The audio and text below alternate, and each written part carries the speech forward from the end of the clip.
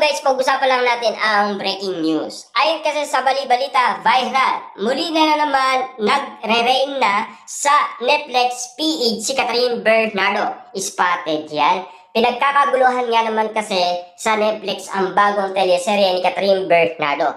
Hanggang ngayon, bumalik ang kanyang spotlight. Kasi bumagsak ang nasabing top 1 ni Catherine Bernardo sa Netflix. At least, nabawi. Diba? Kaya nga naman kasi pilit pinag-uusapan, muli na naman nagre-reyna-reynaan itong si Catherine Bernardo sa Netflix nang dahil sa kanyang bagong teleserye. Diba? Kaya nga naman kasi hanggang ngayon ay patok pa rin sa Netflix ang nasabing bagong teleserye ni Catherine Bernardo. Ang tanong, sino ang tumulong kay Catherine Bernardo para maibalik siya sa top 1? Yan kasi ang ibig sabihin ng karamihan.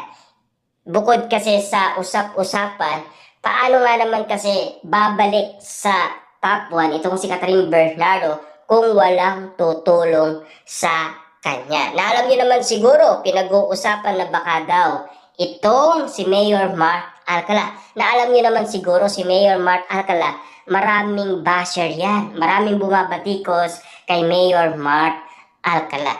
Posible bang si Mayor Mark Alcala? O baka nga naman kasi alam niyo naman siguro, isang Mayor Mark Alcala sa Lucena. Siyempre, pwede niyang sabihan ang Bayan Lucena para suportaan si Catherine Bernardo, diba? Pero alam niyo naman siguro na baka nga naman kasi ang mga tao din ang susuporta kay Mayor Mark Alcala sa kanyang jowang si Catherine Bernardo.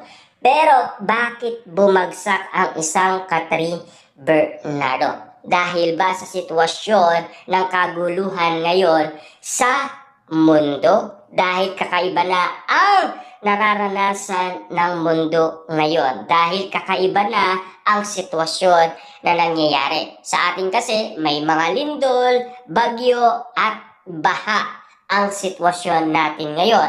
Pero ang pagkakaalam natin na baka iba ang tumulong kay Catherine Bernardo para maibalik siya sa spotlight. Na alam niyo naman siguro si Daniel Padilla patuloy pa rin siyang sumusuporta kay Catherine Bernardo at nanonood siya ng bagong teleserye ni Catherine Bernardo. Kaya nga naman kasi pilit inuugnay pa rin ang usap-usapan kina Daniel Padilla at Catherine Bernardo dahil sa palapit ng palapit ang bagong movie ng Katniel. Walang iba kundi ang After Forever, diba?